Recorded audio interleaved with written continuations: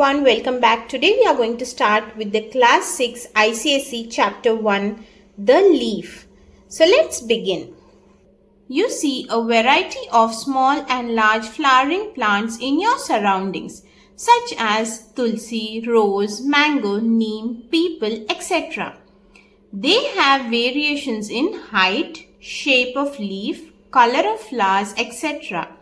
Despite these variations, they have distinct structural similarities. All flowering plants have root, stem, leaves, and they bear flowers. Now you might have seen many plants surrounding you. It has different types of leaves, different colors of flowers.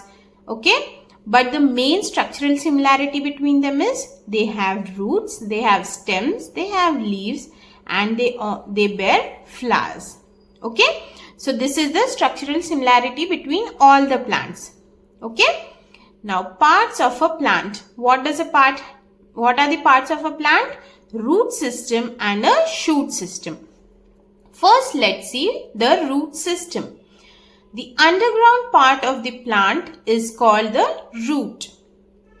Its main characteristics are it grows downwards. You know that roots grows mostly downwards into the soil, away from the sunlight and towards the force of gravity. They are going underground, means they are going towards gravity and away from the sunlight. Grow how? Downwards. There are few exceptions, but excepting that, generally roots grow downwards. Okay? Now see, here in this diagram you can see these are the roots that are present below the soil. Okay? And this is the shoot system that is present above the soil. Okay, this is the root system that are present above the soil that comes under the shoot system. Okay. Now first point what we have seen that it grows downwards away from the sunlight and towards gravity.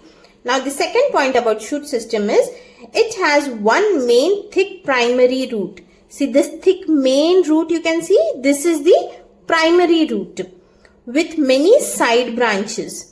The end part of the root branches bear fine hair-like projections called the root hairs. Okay.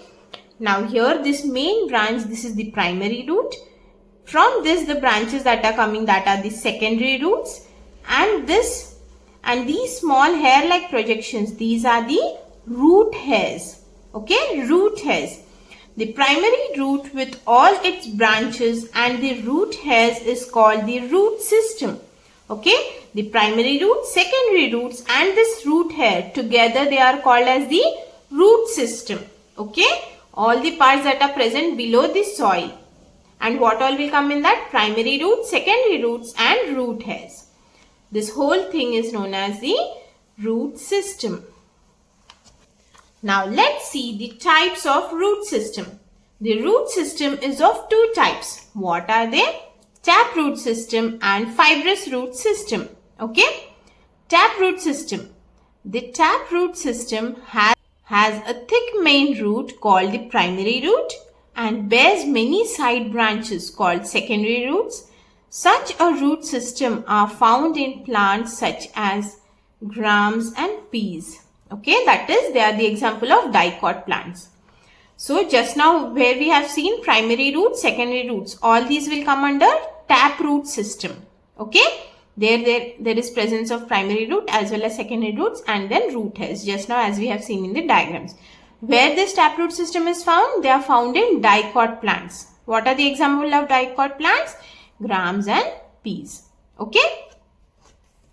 Now the next type of root system is the fibrous root system. The fibrous root system has a cluster of roots of the same thickness and size arising from the base of the stem. Now here you can see this is the taproot system. Here we have a primary root, secondary root and the root hairs. But here directly from the stem there are many branches that are arising of the roots. Okay, they are of the same thickness. This type of system is known as the fibrous root system. Okay. This type of root system is found in plants such as maize and grass. That is, they are examples of monocot plants. So, this is the type of fibrous root system, and the example of these are monocot plants. Example is maize and grass. Okay. Now let's see the functions of root system. What it does, firstly it does is it fixes the plant in the soil. First function is it fixes the plant in the soil. Okay. Next, it absorbs waters and minerals from the soil for growth of the entire plant.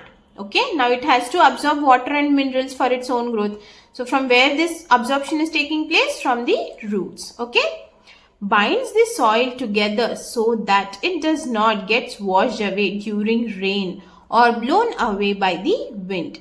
So it holds on to the soil so there is less soil erosion. Okay, so it binds the soil together.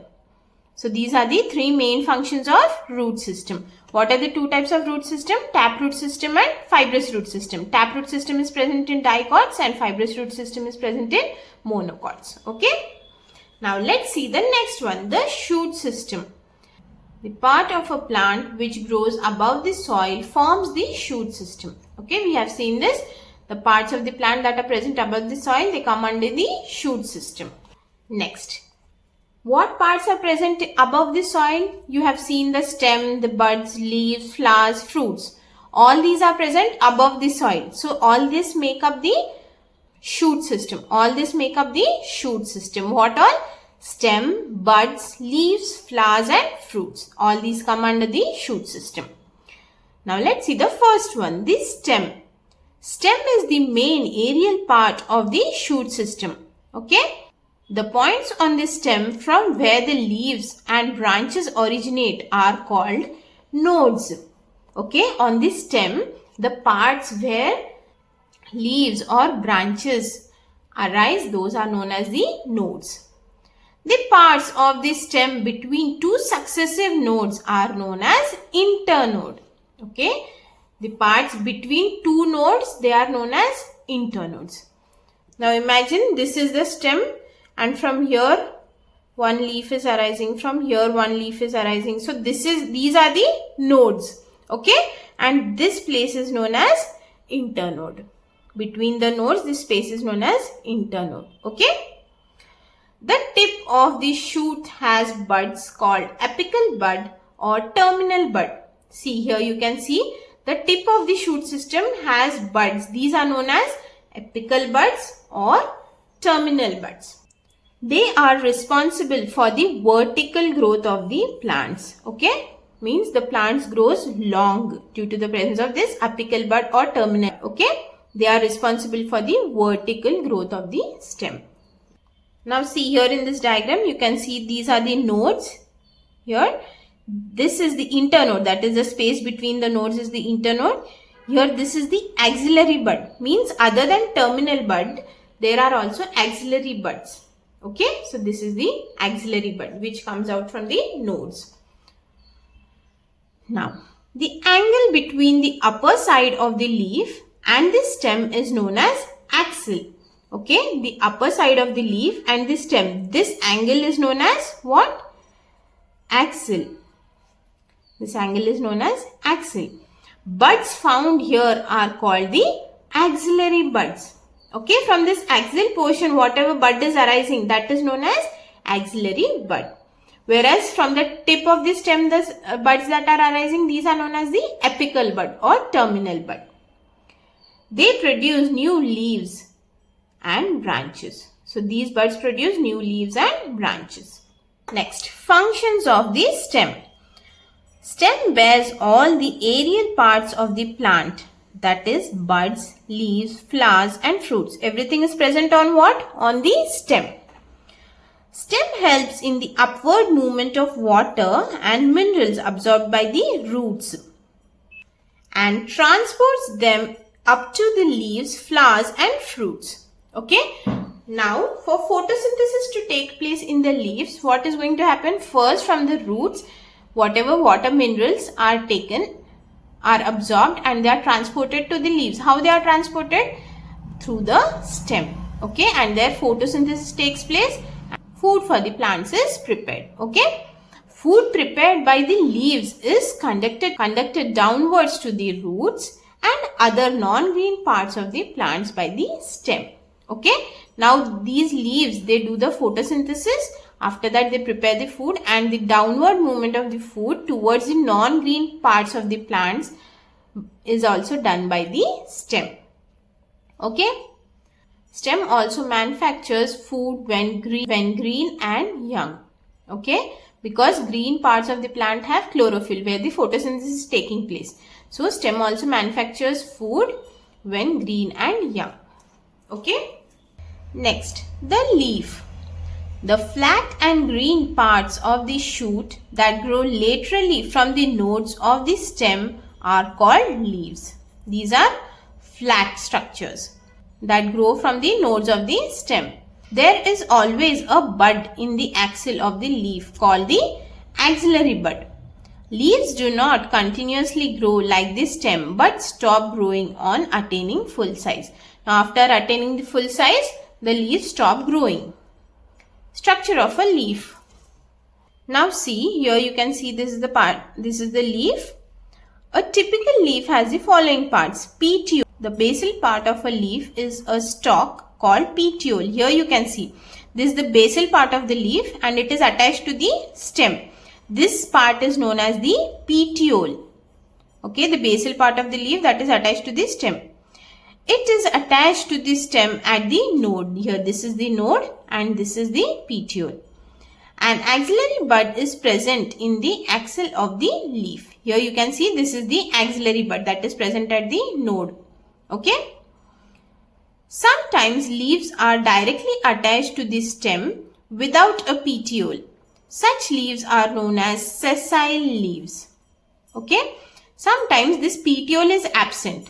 Okay. So this leaf directly becomes attached to the stem. Such leaves are known as sessile leaves. Remember this. The leaves which are directly attached to the stem without a petiole, these are known as sessile leaves. Okay. Leaf blade or lamina. The green flat and broad part of the leaf is called lamina or leaf blade. Its outer edge is called leaf margin. Okay. See, this whole thing is known as the leaf lamina and this edges, they are known as the leaf margin. Okay. This whole part is known as the leaf lamina, whereas this edges, they are known as the leaf margin.